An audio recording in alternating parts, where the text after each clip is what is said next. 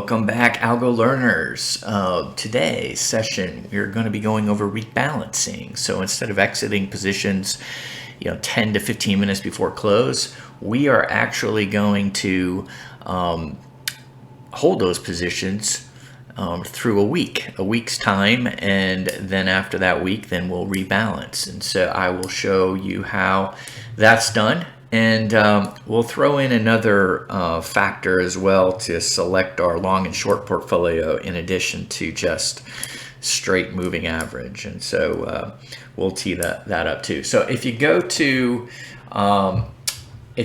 Blue Shift and go to moving underscore AVG version 3, and if you could do that, and then let's go ahead and just copy that. This is going to be our template for this one.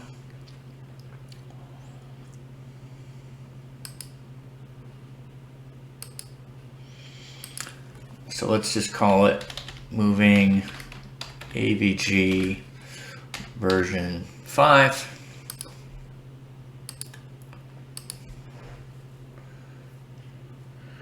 Let's go ahead and Control V to paste it. Delete everything else. Okay. So let's go ahead and get us back to the 500 data set. We're not just going to be looking at Apple and Deer like we did in that version. So we're going to turn it back to the entire list of tickers. Let's, instead of doing a 10-day on the slow, let's go to 20. All right, and then when we get to counters, let's do context counter. We're going to set up a counter, 0.0. Let's change some of our rules here. Let's go ahead, instead of on the first schedule function for trade underscore market underscore open, let's do date rules. We're going to do week start. And then on the cancel open, we're going to do the same thing, week start. This is going to set us up weekly instead of daily. And then the trade market close, that function that we had coming into play 10 minutes before market close, well, we're going to pound that out because we're not going to need that. All right. So we got the week starts. So before trading, we're going to pull our data. As a matter of fact, let me just come up here. I'm going to change the long term to 50 days. And I'm just going to change down here in the context.hist. I'm going to change this to long term. So we'll be pulling 50 days of data. I'm also going to we're going to pull some additional data too. We're going to call it context.prices. History and context universe.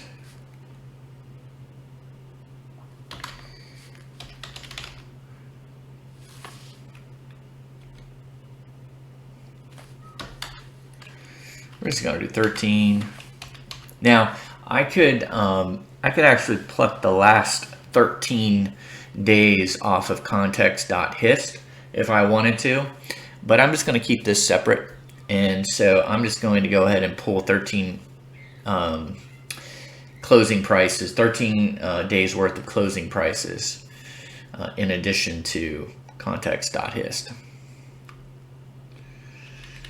Okay, what do I want to do here? All right, let's do this. Let's go ahead and create a new series of data, and we're just going to call it, all right, so we're going to call this st_dev for standard deviation.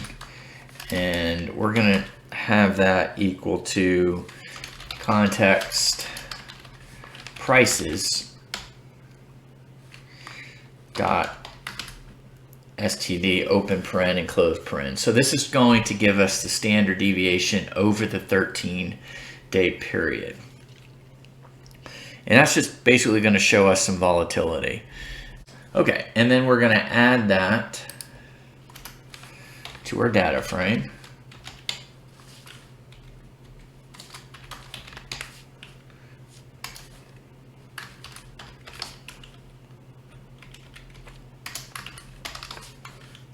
Okay.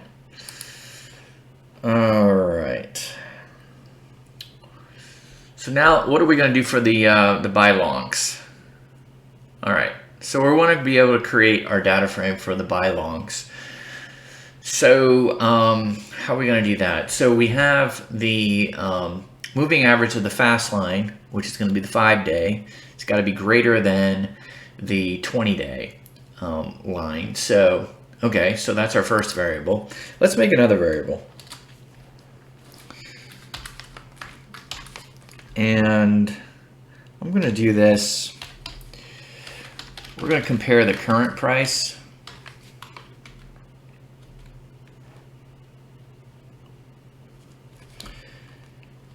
yeah, that's what I'm going to do.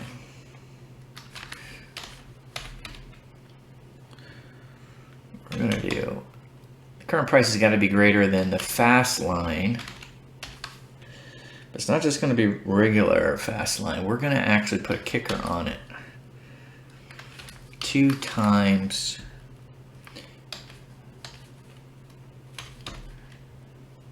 the standard deviation.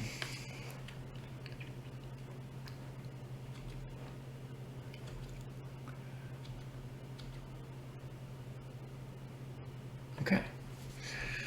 All right. So not only, I mean, to be part of the, to get the invitation to be part of the buy longs, the fast line's got to be above the slow line, and the current price has got to be basically 2 standard deviations above the fast line. And so we have a lot of momentum going. That's what we're looking for. So if you get the invitation, if the stock gets the invitation to be part of this buy long, plenty of momentum. That's what we're driving for. On the sell side, for the shorts, let's kind of just create the opposite effect. Current price less than data frame.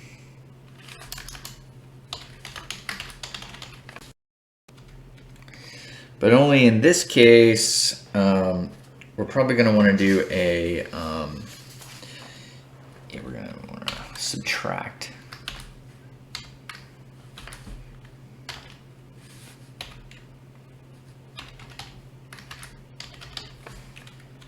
All right, so the fast line is going to be lowered basically by 2 standard deviations, and our current price has to be below that. So lots of momentum downward, and so that's what the invitation is going to be for the short sells. All right, so we have those 2 data frames are complete. All right. I'm going to go ahead and pound these out for now on the print side. All right. So every week we're going to go ahead and do this this run right here, and these 2 data frames, df_bl and df_ss, they're going to get populated. Now, if you do this week after week, sometimes you're going to have, in the existing portfolio, you're going to have the same names that are going to pop up into these data frames. But you're also going to have some names that are going to drop out of these of the data frame or of the portfolio because they're no longer in the data frames. What we're going to do right from the get-go, we're going to see what our existing portfolio is, and then we're going to basically, if the stocks in our existing portfolio, if there's any of them that are not showing up in our new data frames, we're going to go ahead and just exit out of those positions right up front. So we're just going to go call that closeout stocks in current portfolio that are not in DF, DL, and DF sell short. Okay, so we're going to do that with a for loop.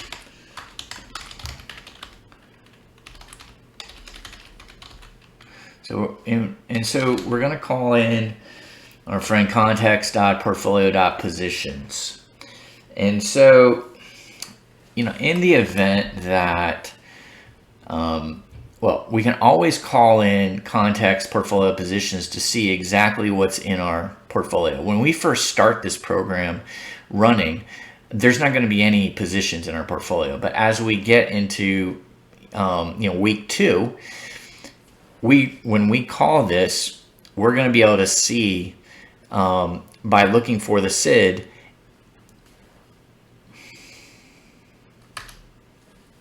Okay, so here we are in the for loop. And so basically I'm going to say if SID is not in dfbl.index and SID not in df short sale .index. So basically if the stock in our position, current position, is not showing up in these new data frames, well, it's time to get rid of it. So order, it did not get the invitation, so it's time to say goodbye.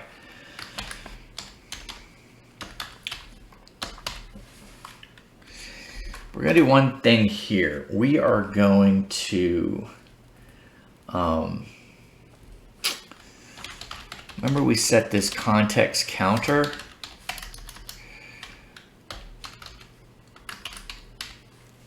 Okay, so we're gonna count how many of these positions that we actually exit out of and store that in context.counter.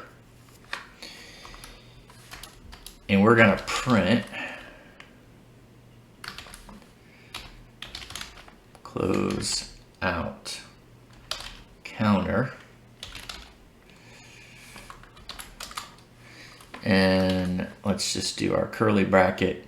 Let's just call it C.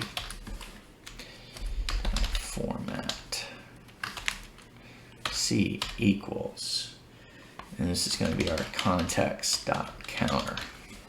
All right, and then we're going to, I'm gonna copy this here because I want to go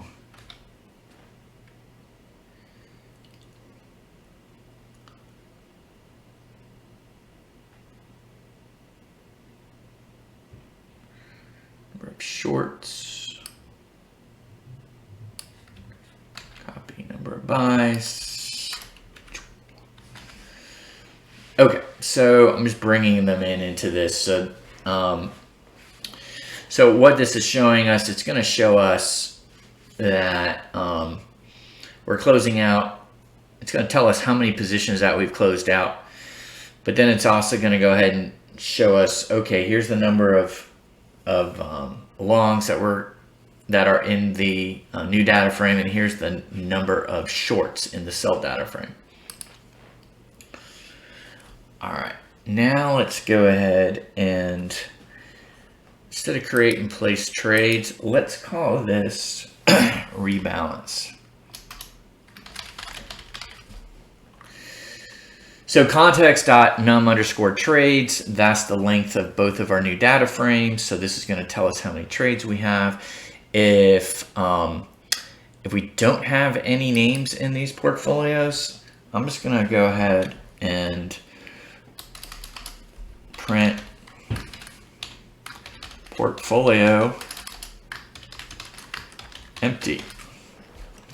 If we do have positions that we're going to need to trade, well, we're going to set our weight equals to 1 divided by the context of the number of trades, or basically a number of trades that we need to place. So that will give us an equal weighting across all of our positions. For the buy longs, okay, here we go. We've got our order target, percent SID, and we have our positive context weight. I am going to pound both of these out because I do not want that at this point. And then we have our sell index, so we're going to go ahead and cycle through those. All right.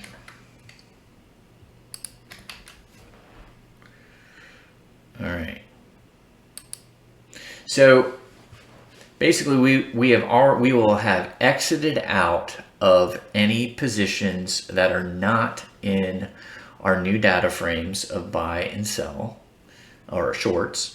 And then once we exit out of those, then whatever positions that we didn't exit out of that are going to be part of our new data frames, that are part of them, and then we take our new positions that are in these data frames that aren't currently in our context portfolio positions. We put all of them together, and then we basically rebalance to the point where they're all given equal weight. So that's going to happen every week. And so that's our rebalance and how we do that. Let's go to trade market close. Well, we've already pounded that out if you remember on the scheduler, so this isn't even going to this function is not even going to run. The handle data, we're not going to run through that. Cancel open. Okay, I do want to do this. So this is going to be at the end of the trading day. Once we rebalance, then this is going to come up, the cancel open. So if there's any open orders, they're going to get canceled out. But I'm going to do a couple things. I do want to get back test date and time for reference. And so we're going to do back test date equals get date time. So this is going to give us our date and our time in the simulation. So in the back test, it's going to print that. So and you'll see why I'm going to do that in a minute. Back test underscore date.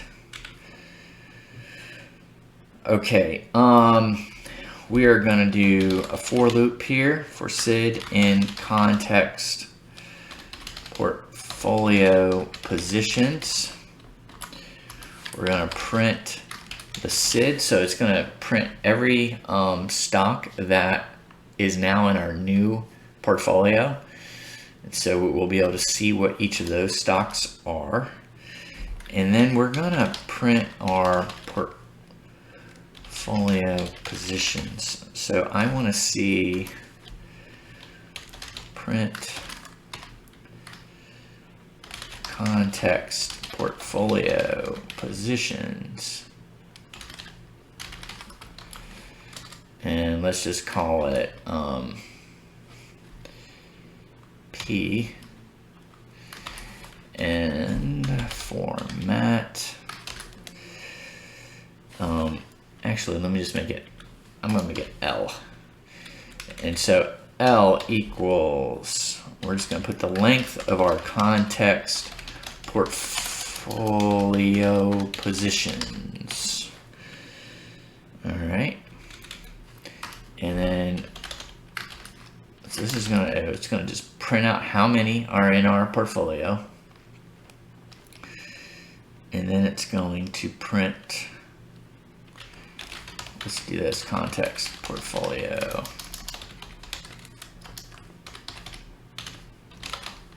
So what I'm doing here is I'm just making sure that the context portfolio positions, the length, and the printing of it is equal to, you know, the number of stocks that are printing out in this for loop. So it's just for audit reasons. That's all. Okay, so let me go ahead and save that. And let's go ahead and run it. Let's just go to August 1 of 2020, and we'll just go to March 1. I am going to expand. Instead of 10,000, I'm going to go to a million here in capital. I want to be able to, you know, fractional shares. I mean, we're dealing with a data set of almost 500 stocks here. And we could run into a situation where this algorithm is going to need to purchase quite a few stocks or sell short quite a few stocks. And I'm not so sure that there's fractional sale capability or purchase capability. So I'm just going to go ahead for the backtest purpose, just put $1 million worth of capital so we don't run into any of those fractional share issues. Let's go ahead and run it.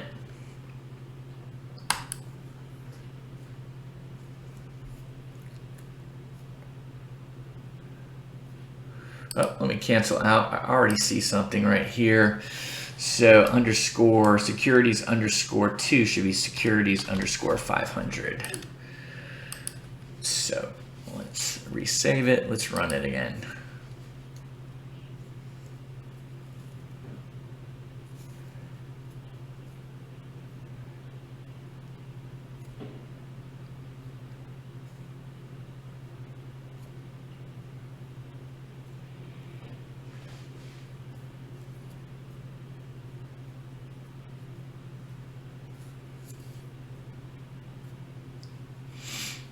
All right, so it looks pretty well even to the benchmark. So you can kind of see through that period of time. Sharp looks pretty interesting, but again, it's a short period of time. Drawdown is -12. Alpha's pretty decent, again, short period of time, and returns are just a click under 20, but so is the benchmark.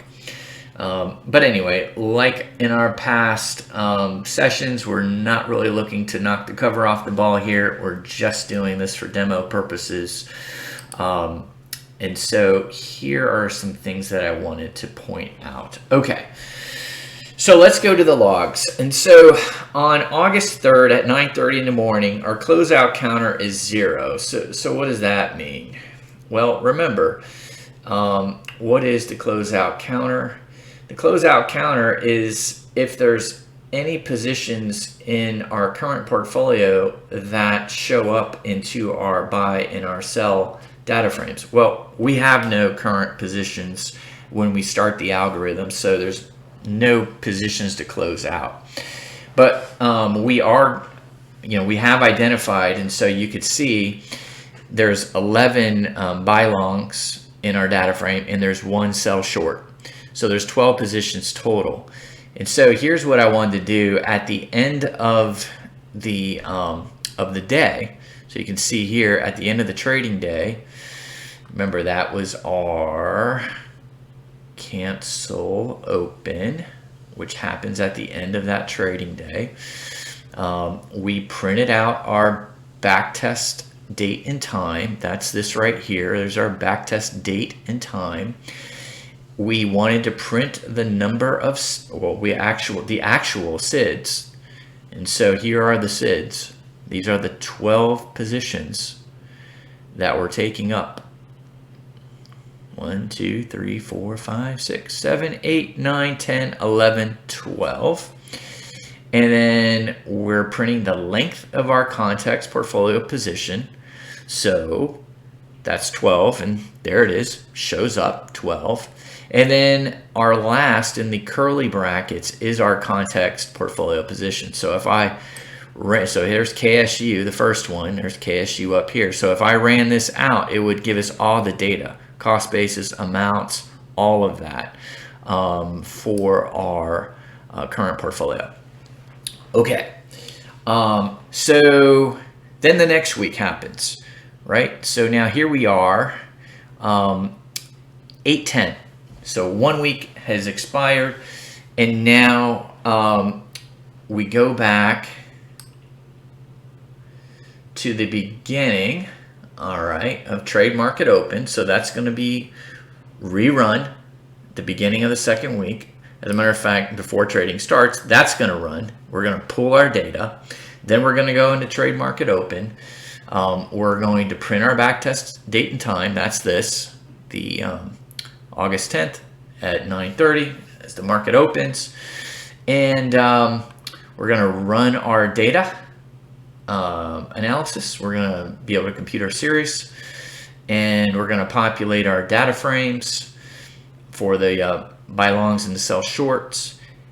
And then we're going to do the check to see, okay, were there any positions that were not, that are basically not in our new buy and sell data frames. And as you can see here, there were 11 positions that were not in the new data frames. So we have to get rid of them, have to get rid of those 11 positions. And interestingly though, you know, we had 12 positions, so 11 were not in the new data frames, but one position was. So we're actually going to keep that position. That position is going to stay inside of context portfolio positions. It's actually going to be part of, you know, our new data frames. But we close out the other 11 that aren't invited to the party any longer. And so those are closed out. And then you could see our new data frames are going to be 35 buy longs and 1 sell short. So if I added up all of these, I'd get 36 positions, you know, and oh, this is another day. So that's not that. You can see these ... So this kind of goes to the end. If I were to actually run a full back test, we'd be able to see that we would have 36 positions at the close of that week. So anyway, we advance. So let's go ahead and advance. So you can see here for the last 3 weeks or so. So now fast forward to February 16th, 2021. Something very interesting I want you to see. So the closeout counter is 421. Well, that's interesting. Oh, and look at this one. Closeout counter 424. But I only had 3 positions the week before. How in the world could I have closed out 424 positions? Okay. Good question. So we have this for loop in context.counter +1 every time that loop runs through and counts a position that we need to sell. Well, it never resets. It never reset itself. We actually have to come up here and context counter equals 0.0. So we'll reset the counter at the start of the week, which is important because then that will give us, you know, if we rerun this, instead of 424 on this one, it's going to be 3. And instead of 431 here, it's going to be 7. So let's go ahead and rerun. It won't have any impact on our performance.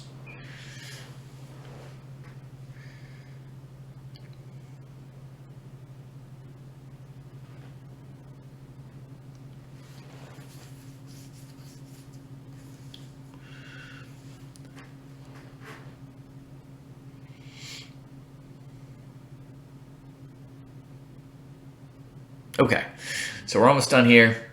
All right, let's go back. Let's go back to the end. All right, here we go.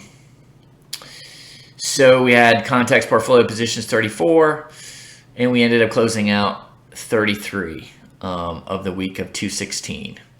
So we actually bought 2 positions, sold short on 1. So at the end of the day, for the start of that week, our portfolio positions were 3. Another week goes by, and there we go. We closed out all 3 of those positions in the portfolio, but we bought 3 new ones, and we sold short 4 new ones. So there's the 7 positions, and there's our portfolio position length is 7, and then here's our context portfolio position print of all 7 positions and the details with that. Then we advance to the next week. Here you go. We closed out all 7 positions. Apparently they did not make the cut for the following or for the next data frames. Interestingly, we only had 3 buys, no sold shorts. Here are the 3 buys.